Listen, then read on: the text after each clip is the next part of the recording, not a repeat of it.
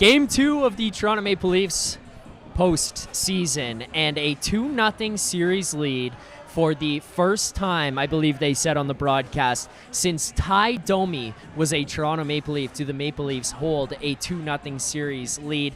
And who else other than Max Domi to win this one here on home ice in overtime as the hero for the Toronto Maple Leafs? We'll break this one down here live from Greta Bar YYZ downtown Toronto. We'll react to everything that went on, and it's all a presentation of Bet365. But we have a very, very special guest, a very important guest, and it would be a complete waste of time if we left him sitting in the wings waiting to come on here, because he has been going to war with Sens fans online almost more intensely than the guys on the ice were here tonight. Let's welcome to the show, for the first time in the 2025 Stanley Cup playoffs, Jay Rosehill to the Leafs Nation After Dark playoff edition. Rosie, how are we feeling after this overtime victory here tonight, where it felt like momentarily we were going to shit our pants as a fan base and as a team on the ice and lose this game to the Sens? Oh, baby, I usually don't get called special in a positive sense, but I am happy to be here. I don't know. I wasn't that worried, man. Like, honestly, they played 10 minutes of that game and then just coasted. I didn't like that. It wasn't a positive thing, but they still didn't really lose control of the game the whole time. I think it's a positive sign, even though they better kick it into gear and start to take control of this series, which they have right now. The difference between going into Ottawa 1-1 or 2 Cobb is everything. That goal was massive. Hats off to Max Domi. They got the job done, even though it wasn't as pretty as it could have been. But if you're taking nights off and still getting W's in the playoffs, things are good, my man. I want to talk about some of the little things that happen in this game here with you especially. And, we can go period by period, and we can talk about, the great start into the slower second, into what was like this weird third period where you had all the shots, and then the first shot that ends up going on net for the Ottawa Senators actually ends up in the back of the net and ties the game. But we're going to go backwards. I want to go big picture with you here first, Rosie, because I kind of feel like this is look, I'm going to say the word. I'm going to say the word. If you ever wanted a sign that things might be different, this might be it. You had an opportunity here to do the leafiest thing ever. Great start. Fans are behind you. You're up 2-0. You have a chance to just dominate the Senators here tonight, and all of a sudden you start crapping down your leg. You better not be wearing white pants out there after the way that second and the third period went. But Rosie, you win it in overtime, and it's all erased. I mean, this fan base doesn't have to worry quite the same going into the next game. I don't know. I know you said there you weren't quite as worried about the way that this thing played out, and obviously we're all happy here with the win, but does that overtime victory and the ability to kind of just erase what happened in the second and the third period give you that same vibe that things might be different? It really does, man. I mean, just think back to the playoff series we've watched in the past, and it's chasing, it's hoping, it's desperately wanting, and it's just not really there. And you're begging for a cheap bounce or a lucky play, and it's just not really conducive to a team that's in control. And here's a game where they came out in the first 10 minutes. I'm like, oh my God, they might win 5-0 and sweep this series. Again, it's the NHL playoffs. I mean, you take 10 minutes off, and all of a sudden it's a completely different narrative out there. Yeah. That's exactly what the Leafs did.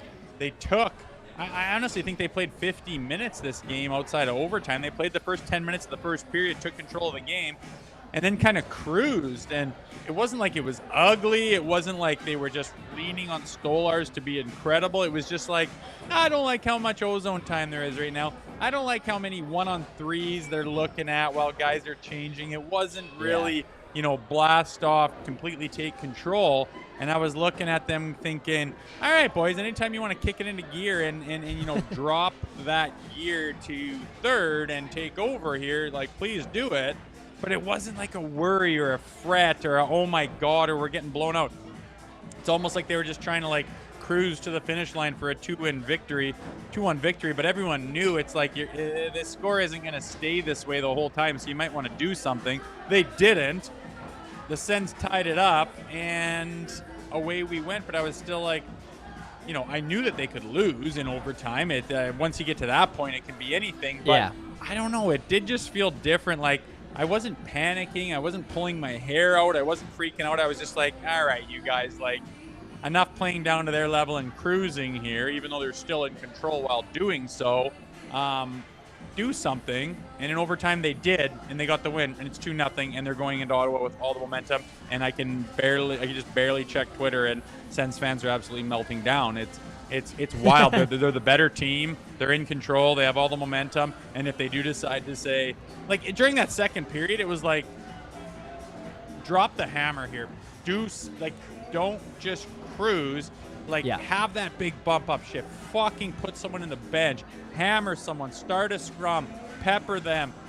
Just ozone time. Relentlessness. Just blow them out of the building. They decided not to do that.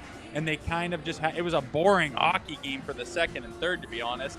And it bit them in the ass in the sense that they tied it up and went to overtime. And then in the end, the victor go the spoils. So I'm not really concerned. I know they have better, but that was like a pretty average effort from the Leafs, and they are up 2-0. So all in all, there's a lot worse things that could have happened. Okay, so the one thing I heard after the first game, where there was all these penalties and stuff. Let's take these Sens fans who very clearly, they're, playoff hockey.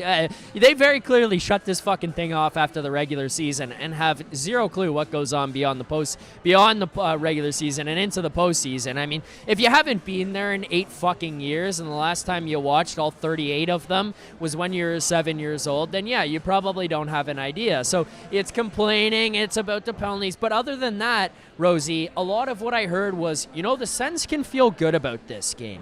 5-on-5, they can feel good about this game, and they were in it, and blah, blah, blah, blah. This game here tonight, yeah, okay, sure, it gets a little bit more towards that. Yeah, they can feel good about themselves. They tied this thing up. They sent it to overtime. But let's go to the other side. I've had enough talk about the Sens feeling good about themselves. You're the Toronto Maple Leafs. You're holding a 2-0 lead. You just won a game. You probably could have pissed away there if the Sens had capitalized on a couple of opportunities or got to the middle a little bit more, or Stolarz let in a weak one, whatever it may have been. You're up 2-0. You haven't had this in the Matthews era. Not only in the Matthews era, you haven't had this since Ty fucking Domi was a Maple Leaf, Rosie. You have to be feeling good if you're a Toronto Maple Leafs player and if you are a fan of the Toronto Maple Leafs, do you not? 100%. I mean, again, to go back to the playoff hockey that we've watched as Maple Leafs fans, it's chasing all day long.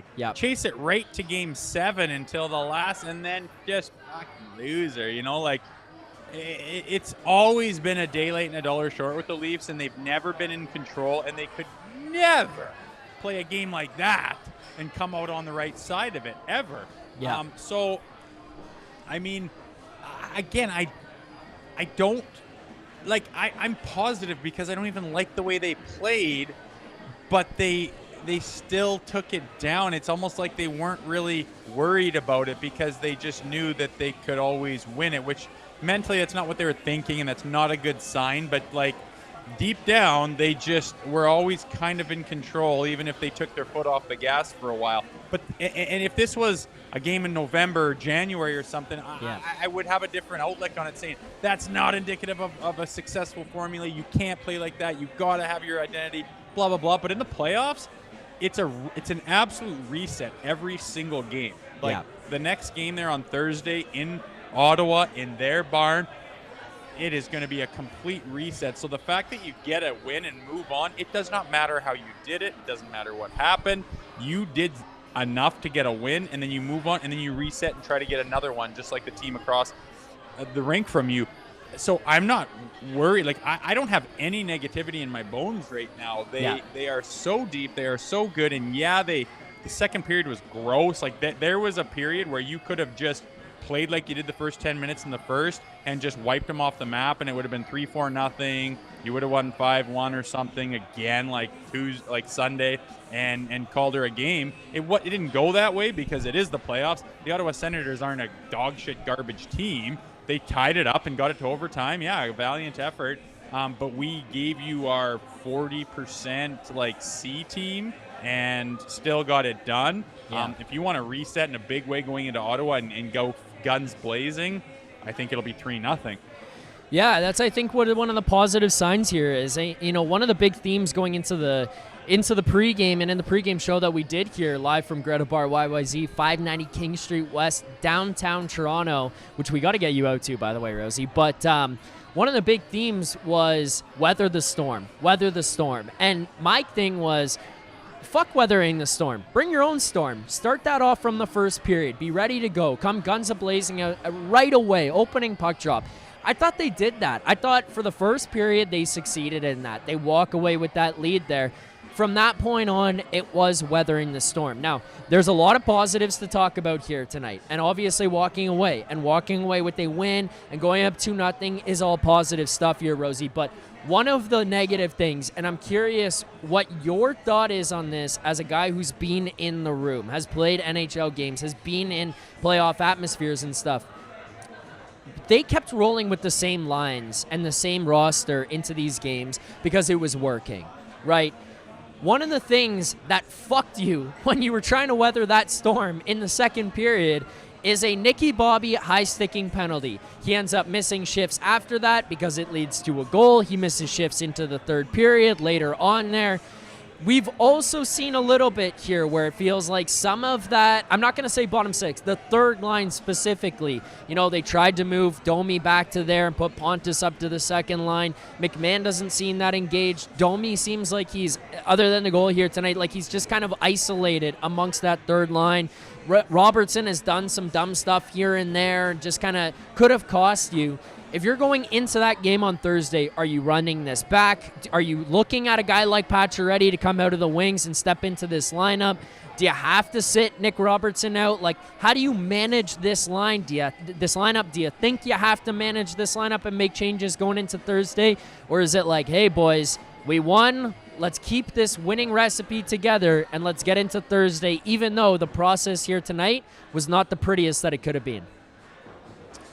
Yeah, that's an interesting question. It'll depend what Craig Berube thinks as far as like how upset he was with some of the efforts out there. I haven't noticed Bobby McMahon. I haven't noticed Nick Robertson. I'm not really all that high on Pontus Holmberg in general, but I thought that he was very noticeable, and I thought he had good puck control and good body position and good ozone time, and didn't generate anything crazy. But I mean, I'm looking at him going like, he seems to be like forechecking. He seems to be first on pucks. He seems to be winning those battles, and I like that. And he wouldn't have been my first pick to be on that second line with those big boys. But the other guys aren't accomplishing anything. And I think the icing on the cake there was taking a penalty that probably didn't need to be taken, that you get scored on, which is a huge turning point in the game. So he kind of gets his ass sat down.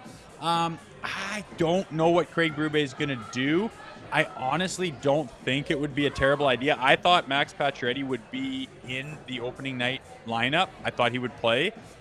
It's not like we need to make drastic changes and like anyone's freaking out by any stretch of the imagination. But if you're like, you know what, I want to send a message to XYZ, these three guys, bottom six guys, whatever, and say, if you're not going a guns a-blazing every fucking shift, you're not going to be in the lineup. Yeah. And if he wants to send that message to any of the guys that you mentioned, put one of them in the press box, activate Pacioretty. It's a great opportunity to see what he has, see what he looks like, see what his speed and his timing looks like, as he's missed a lot of time. But there's a guy who has reinvented his game, who has been a big body, who has thrown some big hits. And I mean, if he plays his best hockey that he's played this year in the playoffs, he will be super effective. And then all of a sudden you create this competition of who wants in the lineup. And when we have a game like we talked about today, where I mean, there was 50 minutes, 45 minutes of pretty bland hockey, man. If you want to avoid that, which I'm sure Craig Berube does, create that inner competition where when it starts to become the dog days of the game there, and you know 14 minutes left in the second period and not much is happening, you want to throw a Nick Robertson, a Bobby McMahon, a Pacioretty, someone like that out there and have them just dog eat dog out there and blow someone up and call out the bench and holy shit, wake everybody up. That's a good way to do it, is create that competition and say, boys, there's no free rides. This is the NHL Stanley Cup playoffs, and you need to be going guns blazing as a bottom six player if you want to be in this lineup, because we got other guys that we're going to try out too. So I wouldn't mind if he made that play. That being said, I don't know if he's as bothered as that to make a play, but like you said, he sat his ass down and mixed things up, so obviously he wasn't loving what he saw. Rosie, I don't know if you can hear the music right now. We were watching this Leafs game. We're like, wow, it's not that busy. People must not be out. I feel like a lot of people must have been out on the streets watching that game, maybe down at Maple Leaf Square, because right away after that Leafs game finished, this place, Greta Bar, it's filling up here right now. It is pretty electric. We've got a couple of housekeeping things that I want to get to. So we've got almost 400 viewers here on the show right now. We hit 50 likes. Rosie, by the way, producer Vick is sitting over here. This guy's a weapon because he doesn't have to be here. He doesn't produce this show, but he's still sitting over there. He's got one hand on a beer, the other hand on a bottle of smelling salts right now. So appreciate him for being here. But we've got super chats. For every 50 likes that we hit here on the post-game show, we will do smelling salts. We hit our first set of 50 likes. There is no reason, especially in these postseason games, the playoff games, we can't hit 100, 150, 200 likes here. So let's get those likes up. But Rosie, I've got super chats here for you as well, and I want you to weigh in as we keep breaking down this game, number 2 of the Toronto Maple Leafs playoffs. But I'm going to throw the first one, as we basically just got 25 likes there as soon as I said that. People were fired up about that. I'm going to go to this one here. This is a super chat, and again, proceeds from our super chats go to Sick Kids. I'm going to toss it to you. I'll do the smelling salts, and we'll come back and break this down together. But Mitch Marner's vulva with the super chat. Mitch Marner's vulva, Rosie, says, ugly win is always better than an impressive loss. And you know what? We have seen this as Leafs fans time and time again in the playoffs. You played good, that's a positive sign. You'll get them next game. You deserve to win, but the bounces didn't go your way. And you know who's on the other side saying, impressive loss here tonight, good battle? The Ottawa Senators. And guess what, Rosie? It's fucking 2-0 for the Toronto Maple Leafs, heading out to Ottawa, where they're going to basically play another home game for the next 2 games. I feel much better as a Leafs fan than I would be if I was on the other side, down 0-2. I don't know how you feel about that in terms of impressive loss, not as good as a ugly win there. And I'll do the smelling salts. Yeah, I hear what you're saying. It's not, we didn't play all that good. There's not a million things to pop off about. I mean, no one stood out as being incredible. There wasn't anything wild that happened. How's that feel? Filling it. It's a brand new bottle. I just started these before we came here. Love it. There we go. Now we go. Wait, and Rosie wearing his Now We Go shirt too, eh? Look at that. Gave my old man one too. He fired that thing on. Fucking so right. He's loving it. There you go. Yeah, dude. I mean, the game, it could easily have been one of those games where you're like, you're like, fuck. It seems like they used to hope for something magical and hope for something miraculous. And yeah, we played pretty good and lots to talk about. Like, honestly, some of our best players played phenomenal. So that's something to be positive about. We still lost, but maybe next game it'll be different. Like, fuck off with that shit, man. That's kind of a mentality of a team that knows they're not really up to snuff. Yeah. This team didn't do anything special, like, at all. They really didn't. I mean, a bounce off Morgan Riley's foot, and Carlo, like, made a couple of decent saves, but like, that wasn't their best hockey. That was an average game that they may have not even got a win in against an average team in the regular season. But you just closed enough doors and opened enough other ones where you just sneak in, and we got the win, 2-0. Move on to the next one. And like I said, in the playoffs, it's a full reset. Like, it doesn't matter what happened last game. You're not going to bring that in. It's a full reset every game, especially when you change cities and venues. So fucking thrilled about 2-0. going to Ottawa, where, like you said, I'm pretty interested to see what the buzz is like in that Canadian Tire Center, because it's going to be a lot of blue and white that's going to piss them off. And I feel like these Sens fans, I mean, I'm not a big fan of them out of the bat. Wow, are they ever bipolar? They're all over the place. They're so fucking mentally weak. It's kind of scary. And they're melting down right now. I just peeked on there before I popped on. I was like, oh my God, they're like in nightmare mode. Yeah. And it's because I don't think they feel like they really have much of a hope in this series, because I think they know the Leafs didn't really do anything spectacular and they still couldn't beat them. Yeah, that's right. I mean, you played a perfect game in Game 1. You thumped them 6-2. You played a game where for probably 15, 20 minutes here tonight, I thought you were the better team. And after that, it was basically even. Then probably to most points there, you were chasing or basically just trying to stay alive. I mean, we had our boss here, Amal. He said to me right before we left, at the end, a little bit, it felt like a boxer just trying to stay in there until the end of the round and just stay alive. And to an extent there, honestly, I agree. I think at some points it just felt like the Leafs were like, let's get the fuck out of this thing. Let's get out of this period. Let's stay alive. And you come away with the win. Like, that's probably got to be a scary feeling for the guys in that Ottawa room, a positive feeling for the guys in the Leaf room. We do have a bunch of super chats that are pouring in, so I'm going to run through a bunch of them here with you, Rosie. Let's do rapid fire super chat. We'll rapid fire these things off. So let's start with this one here. This one comes from X, though. Exo says, talk about grinding and squeaking out a win. Go Leafs, go. I would agree with that there. I mean, not the prettiest, but you walk away with the win. And who the fuck cares about overtimes and whatever? You won. A win is a win is a win, and you won this game. You're up 2-0 in the series.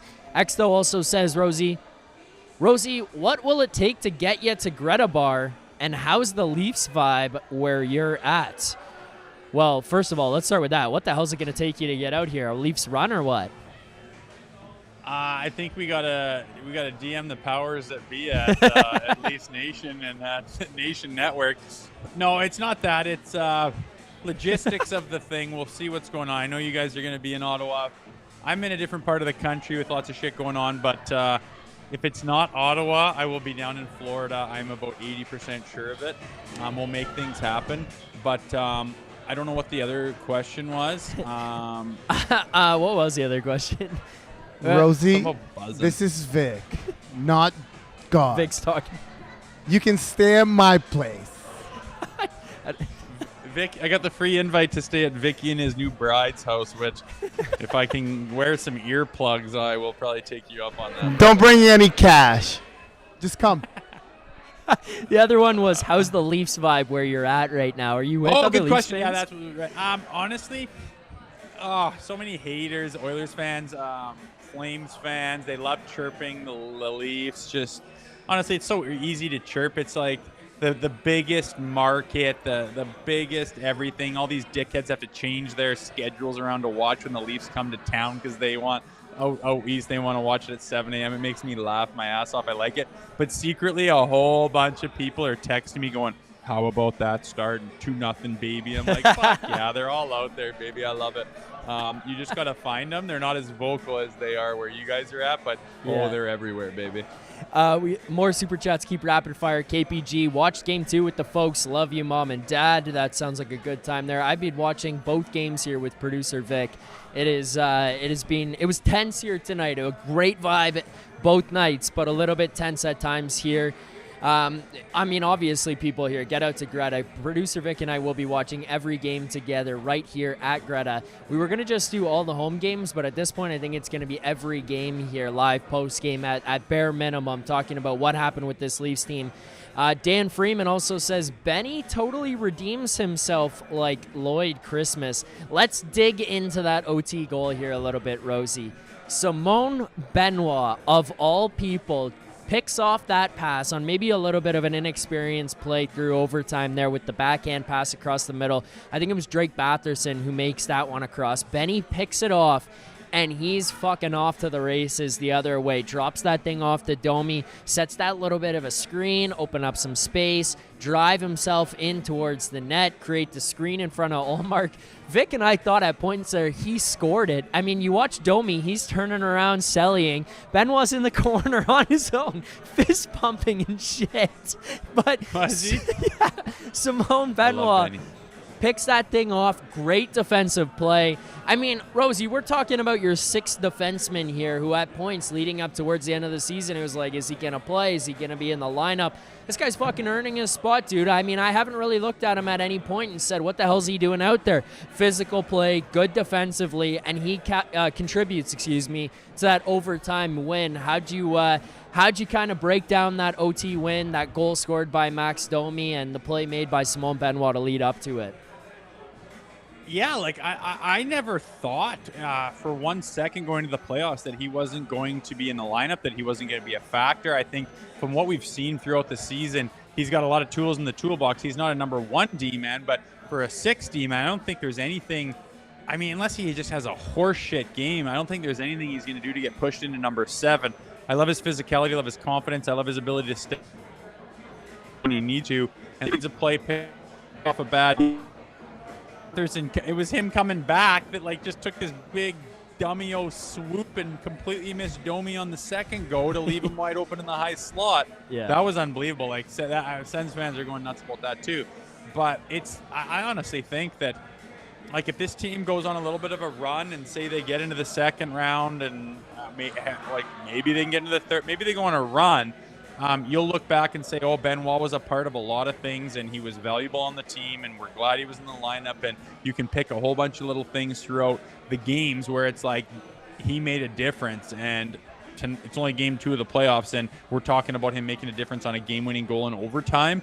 I'm a big fan of his. I know I'm not saying he's a number 1-2 guy, but for a 5-6, all day I like him. I think he's going to be a staple in the lineup. I don't think there's going to be a hole unless, again, I think it takes something big to knock him out of the lineup.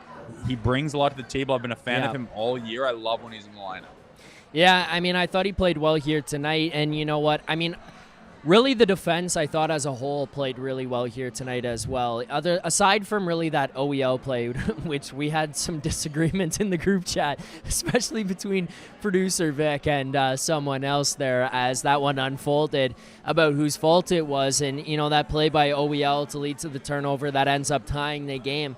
I thought the defense was pretty solid. Again, like, you know, you look at the shots there, first period, second period, and then even that goal, that's the first goal, that's the first shot that got on net in that third period for the Ottawa Senators. It's an unfortunate time. It ends up being the tying goal, but you know, you look at through the first 2 games, the body of work, whether it's by just the 6th defenseman or you want to include the forwards and talk about the defensive structure as a whole, they're not allowing too much to the front. There's not too often, Rosie, here through the beginning that I felt like, holy shit, the Leafs are under siege, where it's just prime chance after prime chance after prime chance. Yeah, sure, Ottawa maintained some decent offensive zone time here tonight. They possessed the puck, but I'm curious, like, how do you feel Craig Berube and the defense by Lane Lambert here, the structure that you've got going, have kind of shaped up here through the first 2 games of the playoffs? Like, these guys have looked solid. They've not given up too much, and it's just looked defensively different than we've seen in years past. Yeah, those shots to me mean nothing. Nick calls them empty calories, and I would agree. I look at the shot clock once in a while. I'm like, what the fuck is going on? Is that backwards or what? It seems like I'm like, I couldn't count that many shots and chances. It seems like whenever there are shots and pucks going to the Maple Leafs net, they've got bodies in front, they've got position, they've got numbers, and they're kind of meaningless shots. Like, it's not like Stoley's spreading out and they're getting 1, 2, 3 bangs at it and they're backdooring it. It's not like the D-men are spinning around like their heads are falling off trying to figure out where the hell they're in position. They're poised. Give them those shots all day long. I don't know if, you know, the Sens, you know, game plan is just funnel pucks, and they're just firing them from the half wall. But they don't seem to be high-quality opportunities. When you look at the shot clock, I think it's fairly deceiving. It doesn't bother me. That's the second game in a row they've been outshot kind of considerably, where you're like, what the hell are with those numbers? 2-0 Toronto. So I'm not putting a lot of stock into it, to be honest. I like the idea of funneling pucks to the net. I think it's a good strategy. But if you're just winging them when the other team's in complete possession or complete position and they understand where they're at and they're not scrambly at all and they've got bodies and numbers, yeah, I don't think you're going to get a whole lot of success, and the Sens haven't. Okay, last super chat I want to ask you. This comes from your favorite here, Tammy. Should we be concerned for games 3 and 4? Game 1 was great, but they played so lifeless tonight and they got complacent, which is a recurring theme for them. First of all, thank you, Tammy. Proceeds from Super Chats do go to Sick Kids Charity, so we appreciate the Super Chat. But, Rosie, what do you make of that there? A little bit of concern from Tammy about games 3 and 4 and just kind of the change in tempo and energy that you saw from the Leafs from game 1 to the end of game 2 tonight. Yeah, I mean, I've watched a lot of Leafs hockey, as everybody has, and I can't get myself feeling concerned right now. It doesn't feel like they're scrambling. It doesn't feel like they're chasing. I would prefer if they put the hammer down and absolutely cleaned their clock every night, which they probably could have done if they had their best stuff throughout the second period and early parts of the third. But it's just different. It's not that's the conversation we've had in Leafs Nation all the time. And it's concerning all the time, and we've had this problem before, but I don't notice it these last 2 games. It's 2-0. They won one game decisively, the other one maybe not so much. But it's not like that pull your hair out, this is not sustainable, oh my God, what if we do that in their barn? It's not going to turn out the way it did tonight. I don't feel that. That's not to say that I think they can go play like that all the time.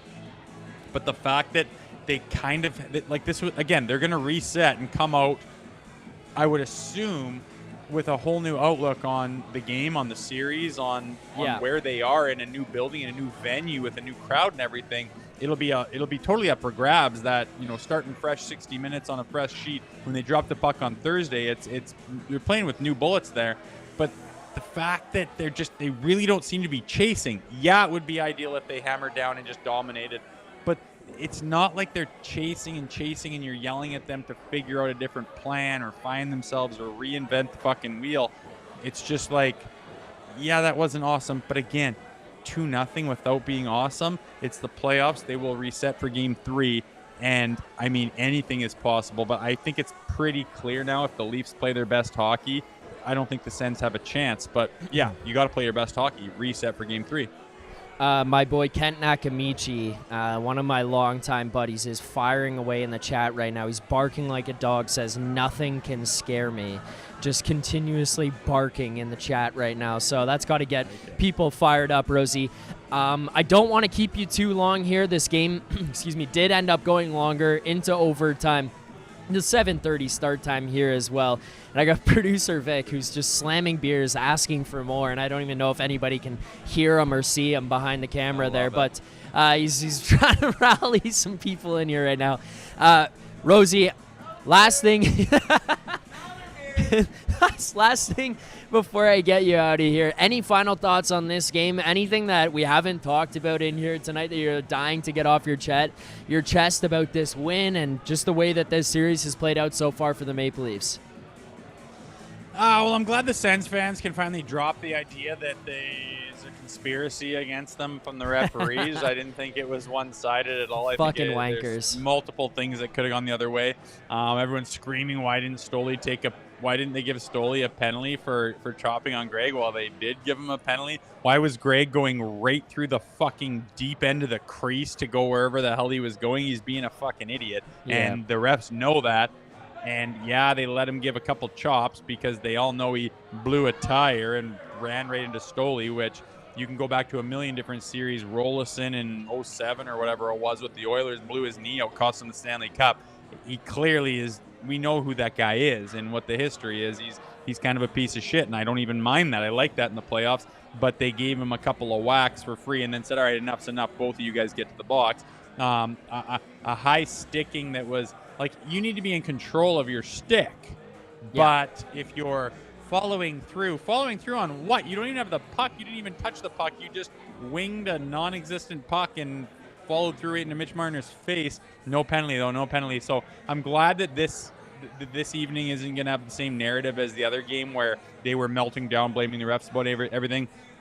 But to sum it up, I've never been in a better place with the Leafs playoff potential. I haven't. I don't think I'm not claiming we're going to sweep them. I don't think anything crazy. I'm just saying they're a really well-rounded team, and I keep saying they have so many goddamn boxes checked. I mean, you could get through.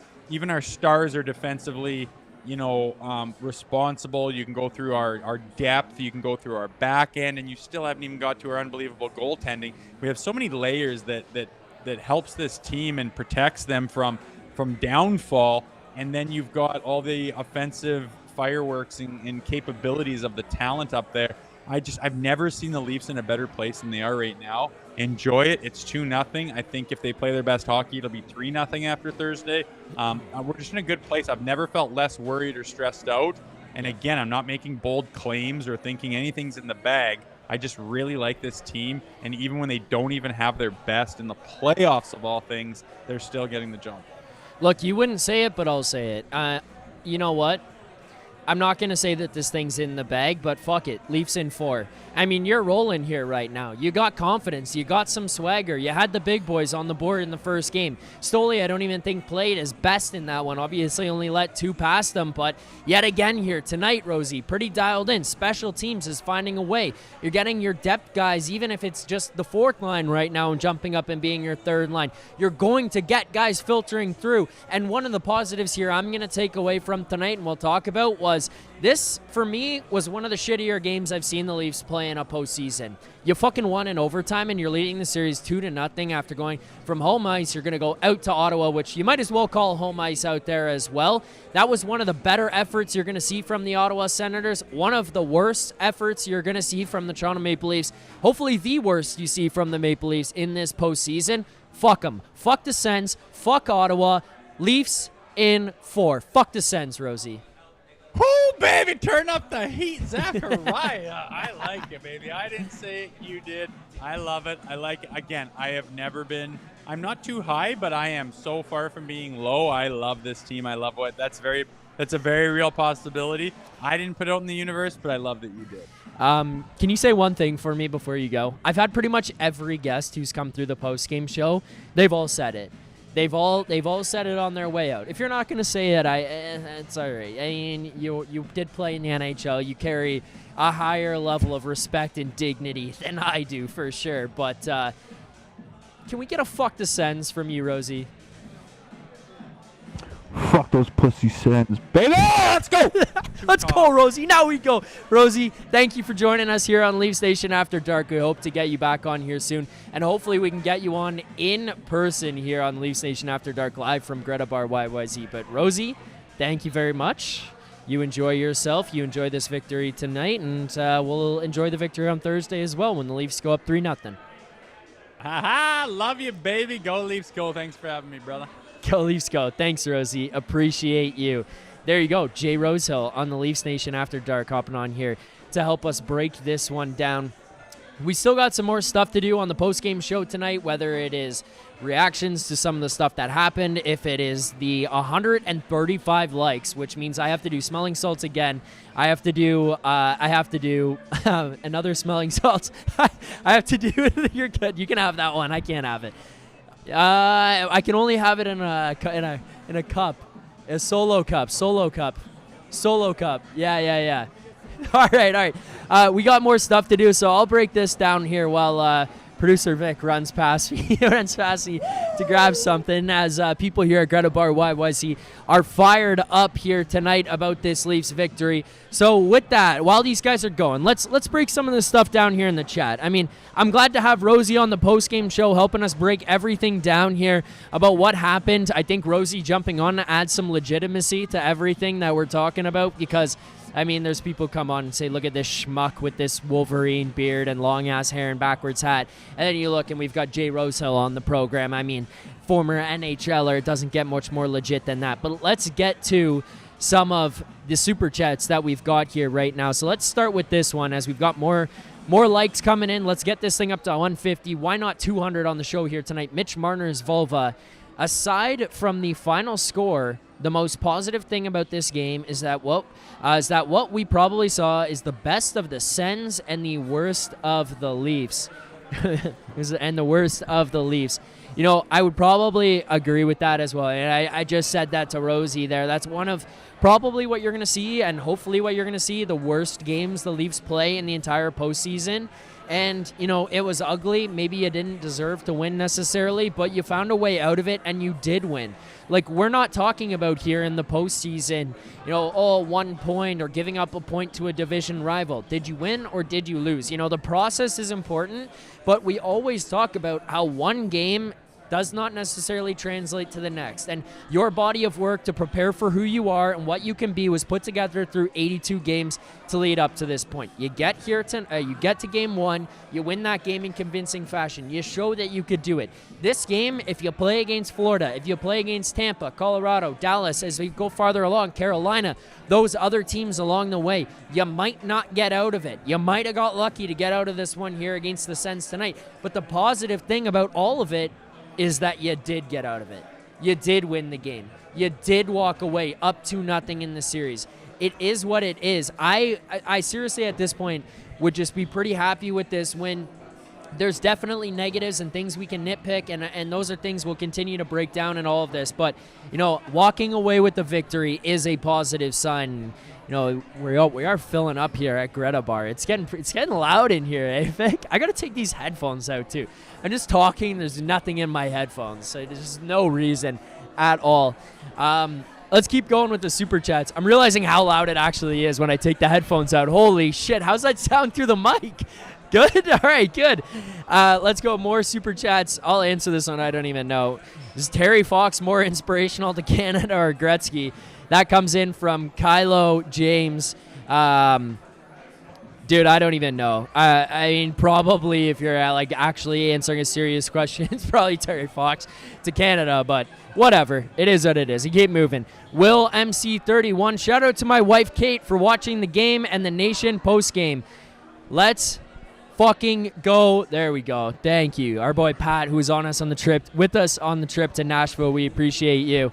My wife Kate for watching the game and the Nation post game. Let's fucking go. Berube Hockey Stolars is the backstone. This is for the Sick Kids Hospital. Thank you to Will MC 31. With that, and I want to talk about this here because we got the Stolars talk in the chat and we've got some other super chats.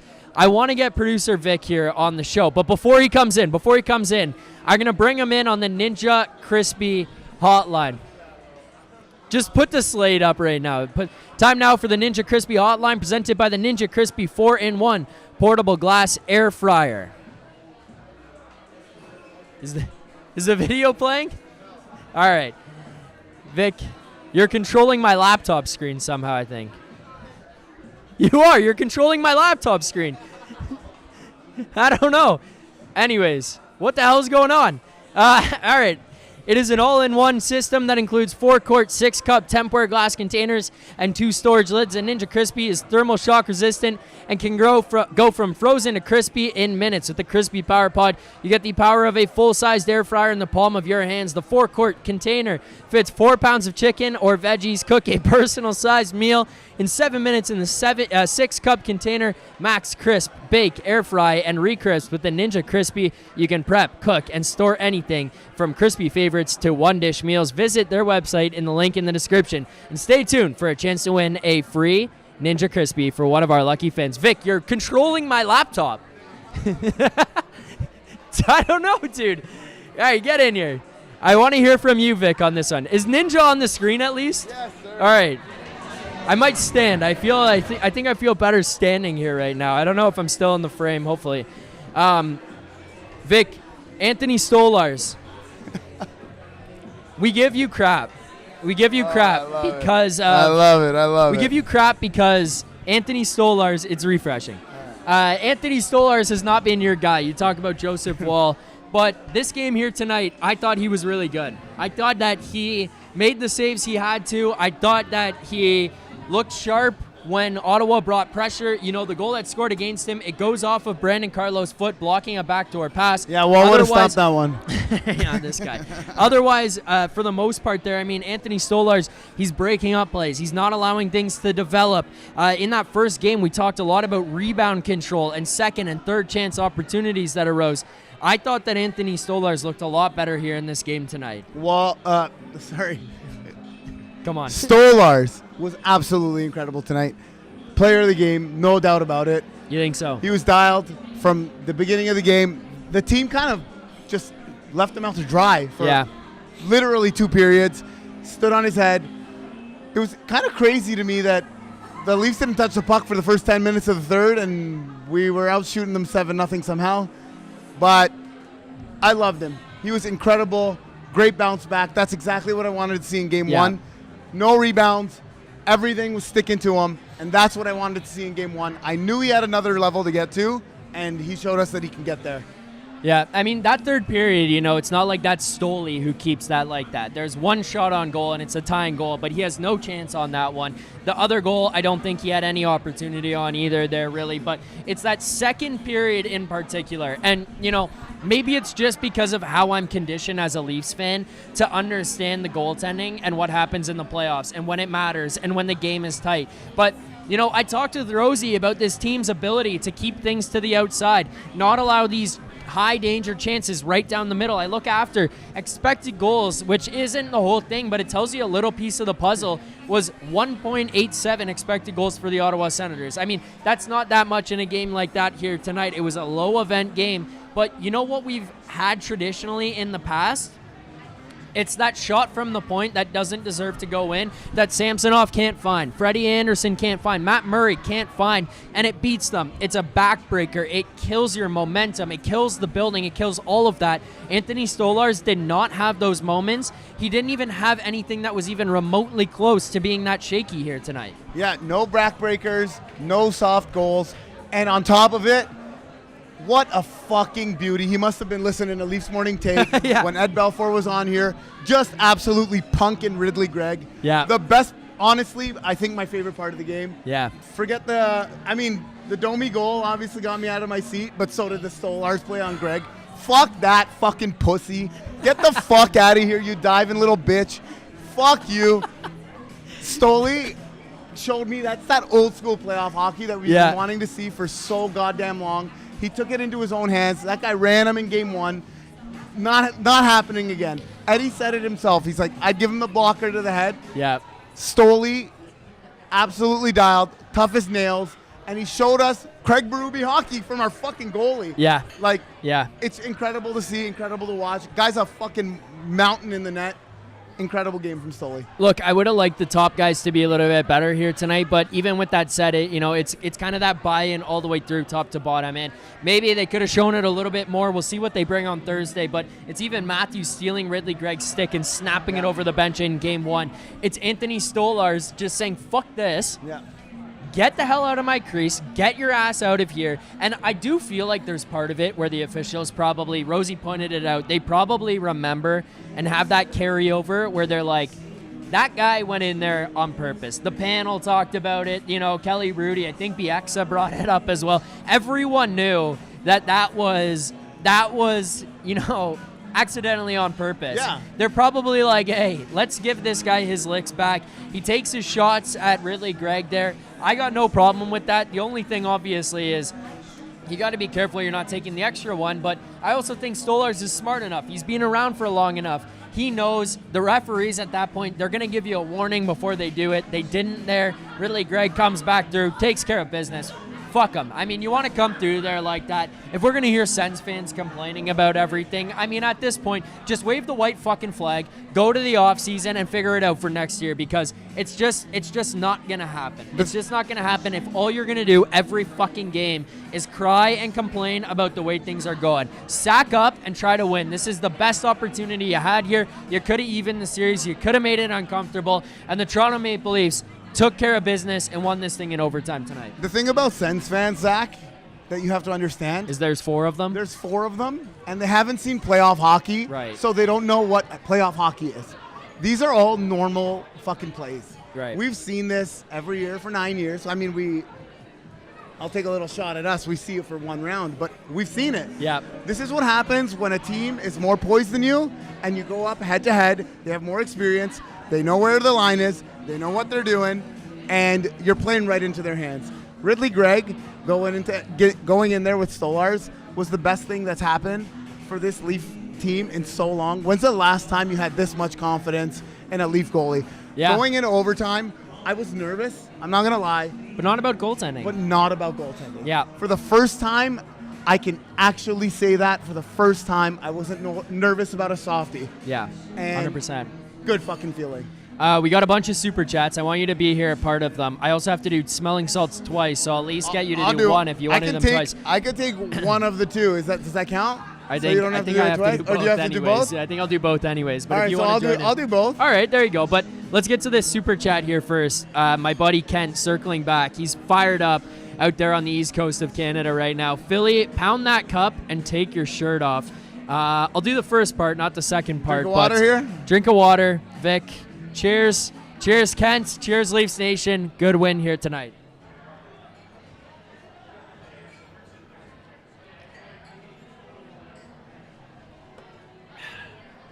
All right, there you go. Thanks to our boy Pat for getting us those red Solo cups locked down. Let's keep the housekeeping going. We got 100 likes and then 150, and we're well on our way to 200 That's a here good now. fucking photo right there. I can also sit down if you want, but Yeah. I've been sitting for far too long. I was like, I got to stand up here. I can't stand I'll right sit now. down here with you. Let's get to the smelling salts. I don't even know if I'm in frame or not at this point. There you go. Let's get to the smelling salts. This is going to be the portion of the show where you're watching a post-game show where we're not talking about the game. So let's get to the smelling salts. We got to do them a couple of times here, but brand new bottle. Be careful, please, because we've seen some people take some whiffs here tonight, Buddy, and they were. I was one of dying. those people. Can you please attest to the chat that this is like?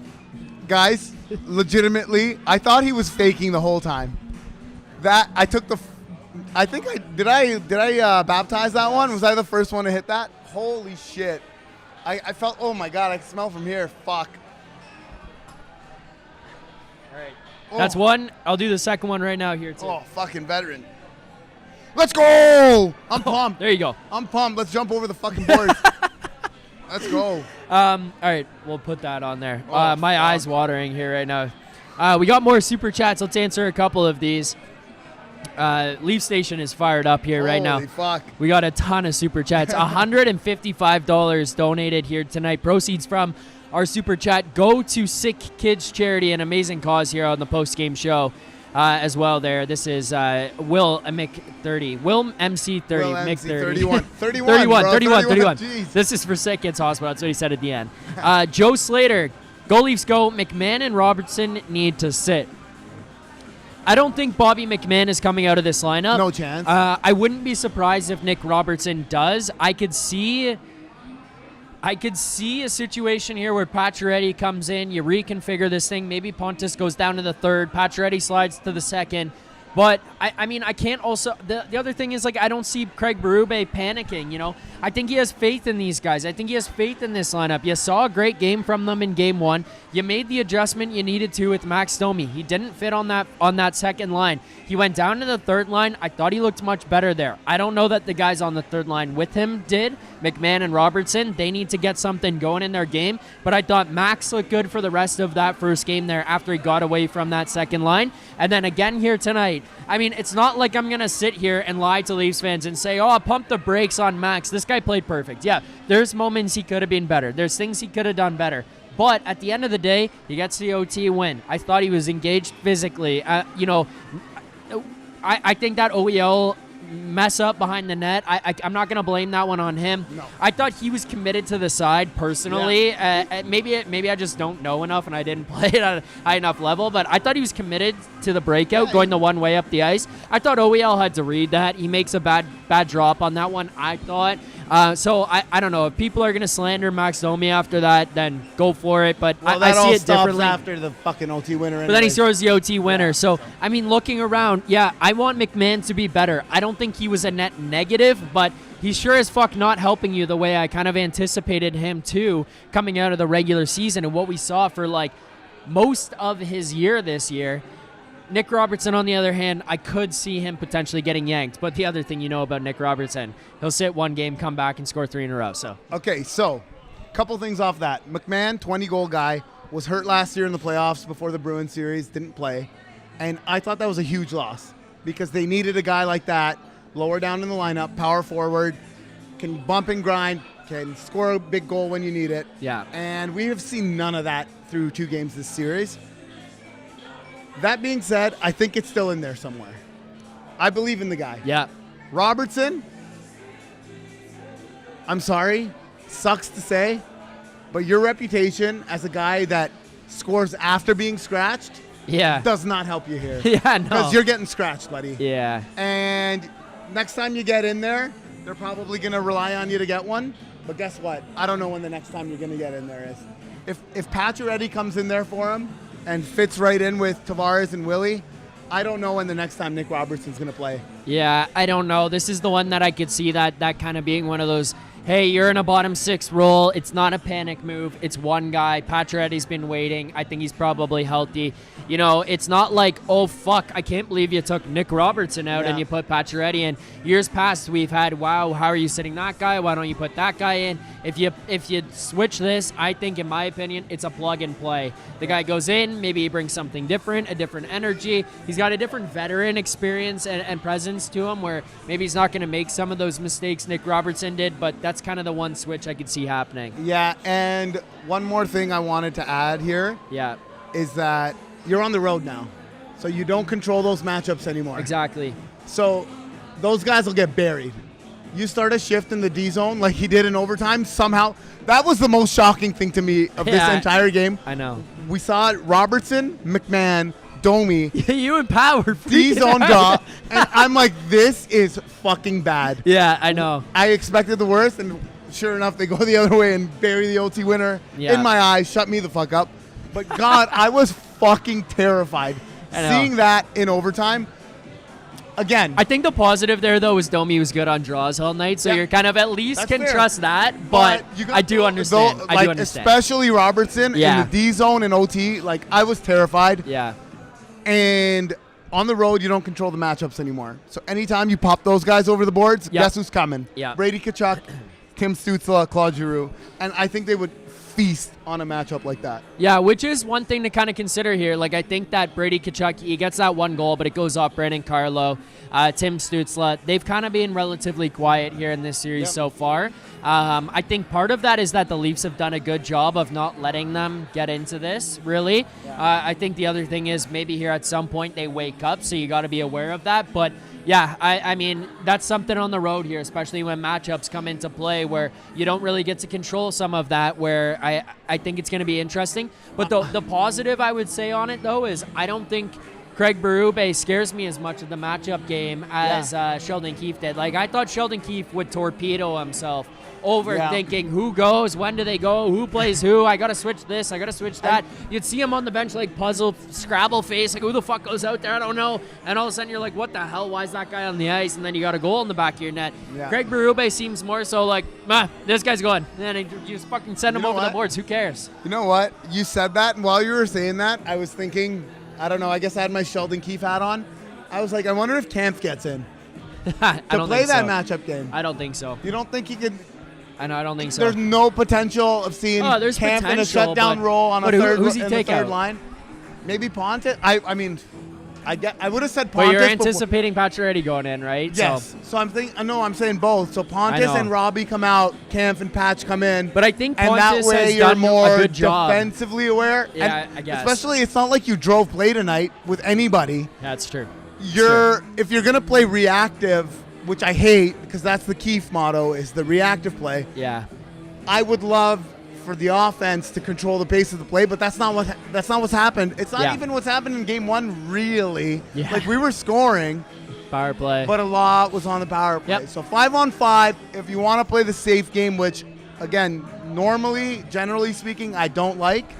Maybe Kampf gets a shot in there just to control some matchups. I'd say no personally, but I do see what you're saying. Yeah. Keep going through some of these super Just chats. thinking out loud.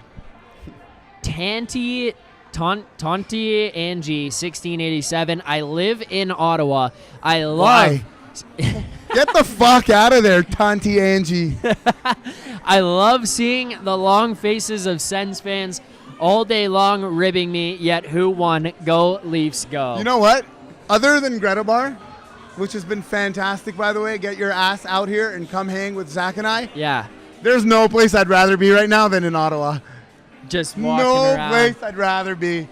Fucking Leafs jersey on, just grinning ear to ear. Yeah, everybody crying. Yeah. Ooh, what do you think they're bitching about this time? 'Cause they're not bitching about the refs. They're bitching about Simone Benoit's zone entry tonight. We played a great game. Yeah. And they got lucky. Yeah, for sure. You know, oh, the Leafs gods, the hockey gods want them to win. Yeah. Fuck you. Fuck the Sens. Fuck the Sens. Let's get Pat in here for a fuck the Sens. Pat, you want to get in here? Fuck the Sens. He says it off to the side. Fuck the Sens and all their fans. There you go. Let's keep going on some of these super chats. We'll rapid fire through some of these. Big Willie, for the win, I want to see Zack and Vick slow dance. I don't think that's happening, Vick. No chance. No. Not on camera, that's for sure. After the stream ends. After the stream. We're almost at 200 likes here on the show tonight, by the way. Let's keep that going. We'll do the smelling salts yet again. Let's keep going on the super chats. Dan Freeman, Vic Mercury in Philly making out at Greta Bar was not in my bingo card. What the fuck is going on in this chat right now? Tammy says, hey, Borat, when's the next Borat movie coming out? I think that playoff Muzzy looks good. Yeah. My girlfriend's also going to snap. Your wife might snap too. Like, I told him, I'm like, I was trying to get a haircut before the playoffs started, and then I texted my barber, and I'm like, yo, can I get lined up? He's like, dude, I'm out of town until Tuesday. I'm like, fuck. You can't do it And now. then they won on Sunday. I'm like, I can't get a haircut. They win tonight. I just can't get a haircut, and I can't shave my beard. So this thing is going until they lose. You can't, and I'm the same way. Yeah, so yeah, exactly. That's it. We changing the undies? Because we're going on a run here. Yeah, but you know what? Did you hear what I said in the pregame? Yeah, you did the laundry. Yeah, so I did the laundry so you're before doing game laundry one, so before I'm doing every laundry game. every. Oh, The okay. only problem is, Love like, it. by the end of this, I'm gonna have if they win every game. I mean, who knows? Like, these shirts are good quality. They're nice quality, so they'll last. But if you're wearing any other shirt, mine would be worn out by the time I put it through the wash and the dryer 16 times. 16 and 0 is going to be tough, man. It's going to be a lot of washing. What else do we got here? Dan Freeman, what's freaky in the smelly salts?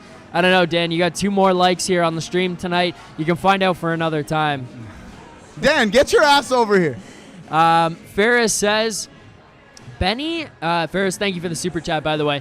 Ferris says, Benny has been sneaky good, needs way more credit. I'm going to give the floor to you. I talked about Simone Benoit and his game here so far through the first 2 games, and then him contributing to that goal here tonight. What have you made of Simone Benoit and his impact? You know, we're talking, look, before I actually hand the floor off to you, can we just take a second as Leafs fans to like seriously appreciate what we're seeing in this defense? Like, how many years have we watched Nikita Zaitsev, Justin Hull, Martin Marincin I got a name for you. They're playing Ozhiganov. Igor, Remember number that 92, Igor Ozhiganov, Igor. the savior from Russia.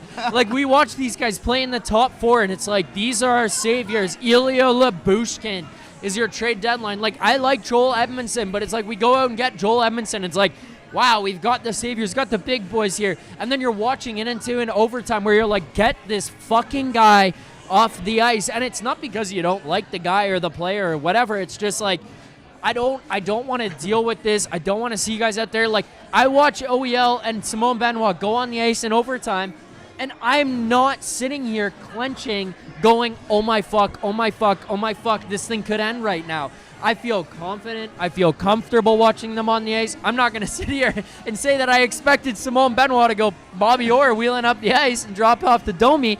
But, like, I feel better about the way this thing is constructed.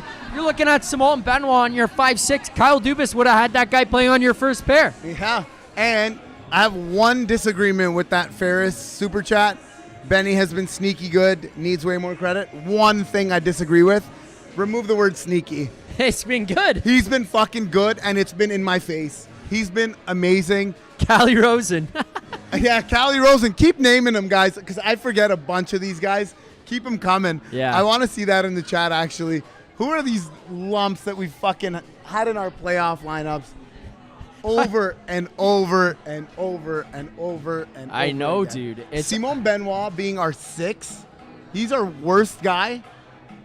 Incredible. The play he made today on the OT winner, takes the puck, And the confidence of a defensive defenseman to go end to end with it like that, carry the puck and make a play to Domi. Yeah. Beautiful. And then not just that. In your 5'6", that guy's doing that in OT. And not just that, gets in front of Allmark and gets the screen. Yeah. And I think he's a that's major why he piece was of so that fucking goal. pumped up. Yeah.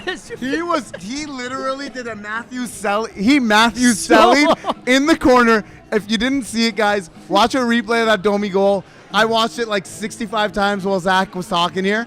Benoit just peels off to the corner all by himself. Dude, we yeah, had I a legit thought he scored. we had a legitimate argument about if he actually scored that goal, if he got a piece of it. He got nowhere near it, but he sellied like he scored that thing.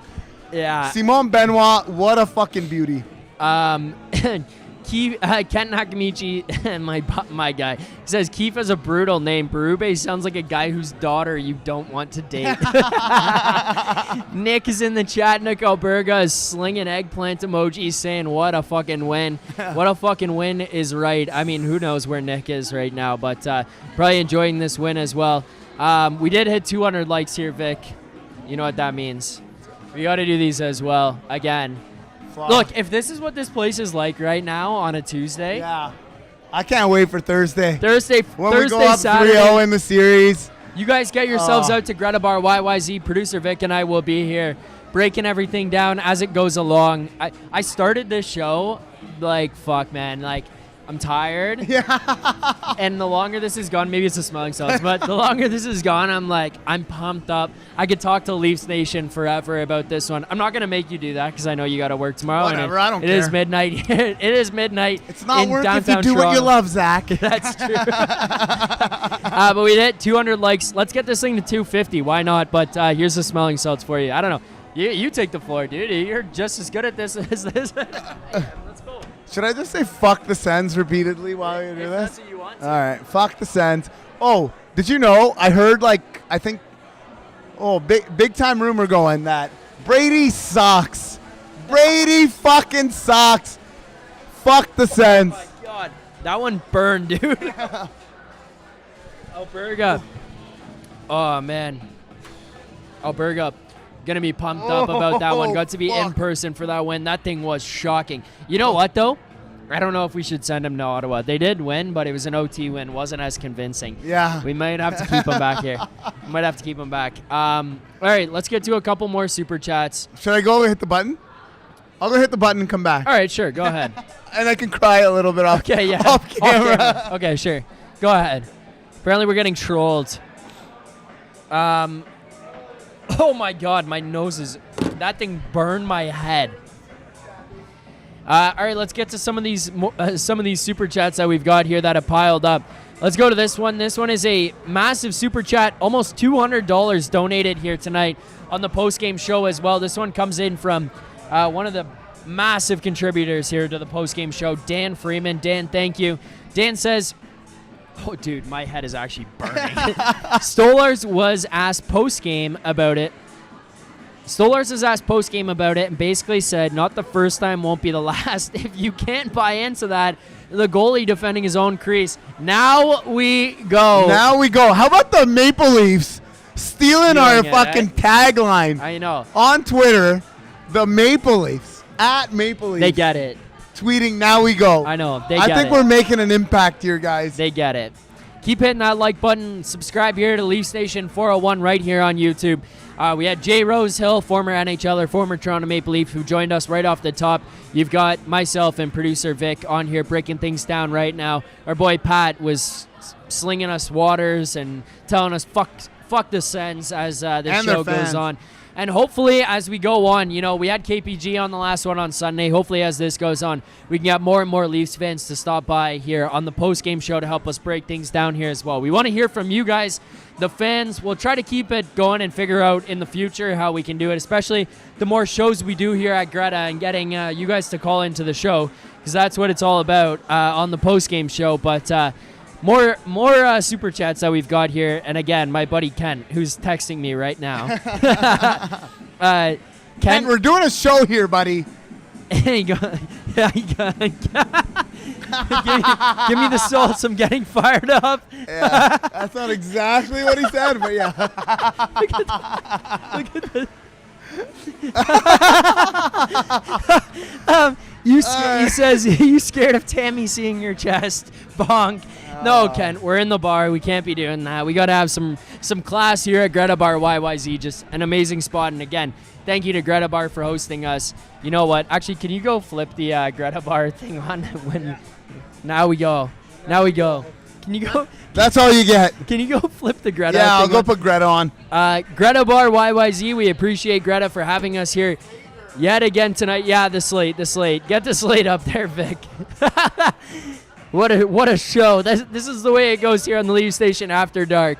We love our sponsors. We love getting them involved here in the mix here on the post-game show. So thank you to our friends at Greta. A great spot before, during, and after the game. Check out the great street food menu. We're crushing the street food here tonight. $7 Bud Lights, nachos, the deals that they've got going on, $10 off the nachos.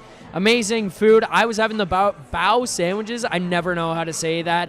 I know that there's people around us who are having the birria grilled cheese sandwiches. People are pumped up about this win, having the Greta food here tonight. And people are here to celebrate the post-game show at Greta Bar as well. Check out the great street food that I just talked about. The games in the arcade, they move things around. We got a massive Pac-Man in front of us there. We got Connect 4 basketball off to the side. That's my favorite. It used to be downstairs, but they brought it up. And then we've I'll dust you in that after we're done here. And then we've got the famous. I learned infamous means bad. The famous. I've said it like a million times. I learned it means bad. The famous air hockey in the back corner. Yeah, you're going to get dusted at that. At the basketball. well. I think I have the high score on the basketball still. Do you? I go in there and then my arm's going to fall off at the end. Greta Bar is the place to be, 590 King Street West. Greta Bar, let the games begin. If you come to Greta and you beat me at basketball, I'll buy you a drink. There's the challenge out to Leaf Station. I'll buy you one too. All right, let's keep going here. Let's keep going here on the Super Chats as my screen loads. Thank you. There you go. Dan Freeman, producer Vic, just noticed the hoodie. Love it. Yeah. It is a good hoodie. Gift from my beautiful wife. There you go. There's the back. What a hoodie that is, eh? Yeah. Dialed in. Thank you, Dan, for the Super Chat. Two more here that we've got. Dan also says, I will be there in July. Will you guys still be hanging out there?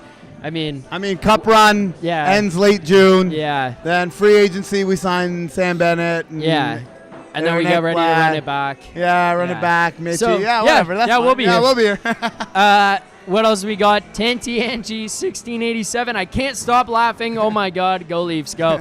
Yeah, Tanty Angie, thank you for the support. Thank you for the Super Chat. And get the fuck out of Ottawa. Because what the fuck are you doing there? Get yourself out of Ottawa. What do they do in Ottawa? They just go to Parliament Building to party or and what? Watch. Yeah, they're just like, they don't even party. We have Beaver Tail and the Rideau Canal. Look, I don't want to talk bad about the No, hold on. Yeah, I don't want to talk bad about rephrase that. The Leafs fans who live in Ottawa for whatever reason that they have to live there. I was there for New Year's, Vic. This is why I'm like, these guys don't deserve to win. Not even the series, a game. We're here. We win 2 games each game. We're here at Greta Bar YYZ. We're celebrating the win. We're doing the post-game show. We see people buzzing around everywhere. Leafs jerseys, hats, T-shirts all around us here in the bar right now. I was there for New Year's. You'd think of all times. Party day of the year. Yeah, and I'm there with our guy Steven Ellis from Daily Face-Off. We're like, all right, we get back. We just watched some hockey. We're like, let's go and just have a beer. Not party, not go nuts. Dude, I'm not kidding you. Bars are just closed. Not clubs. Bars. You can't go in and sit down and have a nice Guinness. You can't sit. What are you supposed to do? You win 1 game in Ottawa. They're like, oh, yeah, thanks. Nice win. Let's go home and go to bed. I'll see you guys on Thursday. It's like, what the fuck are we doing? Here at Toronto, you got the lively atmosphere. These people, the city of Toronto deserves a run. The people of Ottawa, they all shake hands and they go home and sleep in their suits. I don't know. It's midnight. People are still rolling here at Greta Bar. They're still rolling in. Everybody's coming still. It's getting more and more packed as the night goes. And you know what the best part about this is? The arena, think about this. Yeah. Our arena is downtown. Could you imagine? What a concept. Putting an actual hockey rink where people live and frequent and visit. No wonder that fucking barn is going to be filled with blue and fucking white jerseys on Thursday night. Yeah. and the goalie's goal chants will be going. And I can't wait to hear those Brady sucks chants in Ottawa in his home barn. That's He's gonna be gonna sad. be fucking rattled. Yeah, that's going to be annoying for that, man. You know, I see these guys on Twitter like, keep it going, Riddler. We're talking about Matthew Nyes. Yeah, you're going to get annoying. You're going to play physical on him. You're doing your job, Riddler. Like, all right. Wait until you get into that building and your own guys are annoyed by the fans in their own building because it's just Leafs fans overrunning that place, going absolutely nuts. Look at that. Got tickets to Game 4 in Ottawa. There you go, Connor Fraser. Diz-K, birria grilled cheese sounds bomb. It was. I had some of that. I had some of Vick's nachos as well. The chos were insane. Good stuff. I don't know how you want to do this. We're an hour 16 in. We got some segments to do. Okay, we need to hit 250 likes. Let's hit 250 likes. That seems easy enough. Whoops. There's enough people watching the show to hit the like button and get ourselves up to 250 likes and do the smelling salts. We got a visitor here. It's like a podcast. You guys Yeah, we're live right now. We're live right now. Okay, that's cool. Can we get a Go Leafs go? Go Leafs, go. Can we get a fuck the Sens? Fuck the Sens. There you There you go. go, baby. The boys decided to stop, not to play any more golf. They want to keep playing hockey. That's right. That's right. That's right. This year, you know what? I don't feel like pulling the gloves, the clubs out. We're gonna play some more hockey. That's right. Like to see it. Thank you. Thank you, brother. Appreciate it. There you go. There you go. There you go. Leafs Nation goes deep, guys. Yeah. What else we got? We got to get up to 250 likes. That's one thing. We also got a couple more segments here. How do you want to do this? I'll go push some fucking buttons. And then come back. You want me to come back? Okay. Yeah. What do you want me to do? What do you want to do? We want to wanna talk about do- best bets? You want to do best bet? Yeah, Oh, let's do my best bet bets. missed. I don't want to talk about it. But Yeah, it mine came, did too. fuck, I came so close so early. All right. Okay, I'm go going to ahead. go hit some Bet365. All right. Hit that Bet365 button. Thank you, Vic. Appreciate that for doing that. Being prepared here on the show and trying to make this at least somewhat of a professional broadcast that we're doing here tonight. This segment is presented by Bet365. Want to get in on the action for Stanley Cup playoffs? At Bet365, they got you from game props, player props, totals, and the money line. You can even bet on futures like series win, conference champions, the Stanley Cup champions, and much more. Whatever your bet is, it's never ordinary at Bet365. Download the app and get in on the game. An official partner of the Stanley Cup playoffs, must be 19 or older, Ontario only. Please play responsibly. If you or someone you know has a gambling problem, visit connectsontario.ca. Vic, while you did that, we got ourselves 9 likes away from 250. Thank you for doing that, Vic. You're a pro. I'm supposed to be producing my own here. You're getting credits out the ass here for this, so thank you. I don't I'm know gonna how- have to be cutting clips for you or something. I honestly don't know how you would do this by yourself. I do it at home. Oh, I couldn't do it here. At home, That's what I'm saying. yeah. At home, yeah. Well, I would have had Even to then- have that deck like cross all the way over here so Hold I on. could hit stuff. What you do, like, after every game, Yeah. by yourself, Yeah, is incredible to me. thank But you. like, goddamn, the chat, keeping that show going. Like, you couldn't do that without the chat. No, I could not do You this can't without, do it without the chat. The chat, The chat. is one of the most, if not the most important part of the post-game show. Yeah, the best chat in the league, man. The best chat by far. I come on here and I just spew my brains out about what the hell happened, what happened in the game and what happened with the Leafs. But if it's not for the chat, I mean, I go nowhere. I have nothing to talk We about, no love one to the talk chat. to. Yeah. You know, the nights where like you guys aren't around and you can't come on, like, and it's me for an hour, and then sometimes I'm sitting there, I'm like, dude, like. Yeah. I'm like, I don't even know what I'm going to talk about at this point, and then all of a sudden the chat starts buzzing, and then we're going. Bet365, our best bet here tonight. I had Willie. Look, let's just go recap right across the board. All right. Nick had He had Bobby McMahon. I got to check. Okay, check Bobby McMahon. I don't have my phone. Austin. I'll check it. All I right. highly doubt he had it, to be honest with Bobby you. McMahon, two So and a half? Nick had over 2.5 shots on goal on Bobby McMahon. He had 1 shot on goal, lost. Matthews anytime goal, lost. I had William Nylander anytime, lost. You had Mitch Marner. He hit the post almost early, scored early. and then the face-off win, clean from Matthews to Marner, and he popped it wide. Oh, I thought that was going in. I thought that was in too. I thought that was going in. 7 likes away here from 250. But yeah, Vic, I mean, we lost all the way across the board. I mean, I'm only tracking my official best bets on the Yeah, Postgame don't count show. ours. So I won that Marner one last game, lost this one here tonight. I'm not going to lie to you guys. I haven't updated my sheet, so I don't know what my numbers are at right now. Everything resets. But I'm up positive. Everything well, resets even if I when the carry over playoffs. the whole year, I I'm know, up but I'm big. saying if you reset, Oh, okay. start from So I had a zero. half unit on the first one. Let's do quick math. I won $112.50 on the first one All right. on the Marner goal because it's $50 plus $225. I lost $50 on this one here tonight, so I'm up 72.5. That's it. Yeah, all right, there you go. Tell Up in the Zack, playoffs, 72.5 72.5 Get yourself some profit. nachos, get yourself some beers at Greta Bar, and you're good to go. That much money is enough to get you far more than what we had here tonight. Great deals, great food, great prices here at Greta Bar. Vic, what else do we want to do here before we wrap up the show? The only other things that I've got to do, like Gotta do actually, I got to do play of the game and grade of the game. Yeah. Okay. You want to just do them now? You want to do grade of the game while I'm here, and then I can go over there and hit the play of the game animation? Yeah, but I want you to be a part of the play of the game. Okay, well, I'll come back, but let's do grade of the game while Okay, I'm here, let's so do- I'm not running back and forth. Okay, yeah, fair. Okay, let's do grade of the game right now. Man. I'm like actually seriously thinking about this. Send your grade of the game in the chat. I want to know where everyone else is at because you guys can kind of Yeah, help us out here. This one's tough. Yeah, Because you got the you win. got the win, and like you And- played really well for that first period. And not just that, you played really well defensively. Like, incredibly well yeah, defensively. just didn't carry play Yeah, offensively. didn't care. So But again, can you literally sit back, you two at home, sit back and think about one quality scoring chance? Find it for me, think about it, and then let me know in the chat if you can think of one. Because I Yeah. can't. for the most part, it was kept outside of kind of like that house, the dangerous area. We got fucking. I hope that was in the. I don't hope know if that's it's the on. camera. I don't know if that's on. Um, That would be awesome. There's bubbles and fireworks going on behind us. I kind of feel like I'm in like a B minus. I don't know. Is that too harsh? Like I think You B know what? minus is kind of where You know I'm what? at. No negativity. I'm going A+. We're up 2-0 in the fucking series.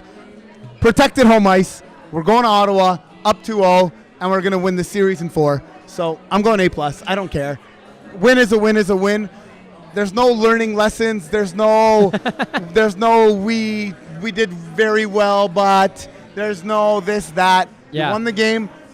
It's not a regular season game. It's not fucking Tuesday night in Columbus where you lost 6-4. I don't give a shit about effort, this, that. You got the W. Yeah. You're up 2-0. I'll give him an A+. The defense was incredible again. I see where you're at there. I can't really argue against you too much, and I think the win is just massive to have that walk away up 2-0. First time again since Ty Domi. I think it was 2003 was maybe the last time. 04, they said. 2004. 04? Is it 04? You know? Do you know 04? When was the last time they were went up 2-0 in a series? 04?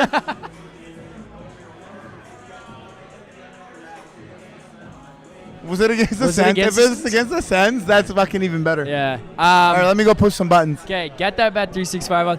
I was wondering what the hell the smell was in here, and it's a mix of smelling salts and sparklers. Jesus. We are 5 likes away from having to do the smelling salts here yet again. 250 likes on the post-game show. We'll do them again. 5 likes away. Again, thank you so much to everyone who's liked it. Let's get to our play of the game here. 2002 was the last time, by the way, apparently. 2002. I don't know. Donnie Does Dishes, I think, says that. It's got to be. It has to be the Sens if it's 02. Okay, let's go to our play of the game. Oh man, play of the game. Dan is just killing us with super chats I know again. he's firing away right now. Fire away, Dan. Thank you, Dan. Oh, and we hit it. Yeah, Look we at hit that. it. Jesus. Let's do that. Maybe it'll wake us up in here, give us a play of the game. They turn off the lights. In I here got or a something? couple. What's going on? I got a couple POGs. I just fucking pop right in the screen. I know. All right, let's do that. You go I'll first. do them first. You go first. And then tee up the play of the game. Think of what you got for me. Okay. I think my play of the game here tonight. Oh man, I think my play of the game. You know what? I'm gonna do the cop out. My play of the game is the OT winner. Yeah. I'm not arguing with that. Part of the reason, too, is like that fourth line, third line, if you want to call them that, based on the way the last two games have gone. You know, they actually started kicking it into gear there in overtime, and they were driving some play. They were creating some chances. All of a sudden, the Sens were back a little bit. They get that one rush play. You take away time and space. You don't let them to the middle, which you kind of did all night long.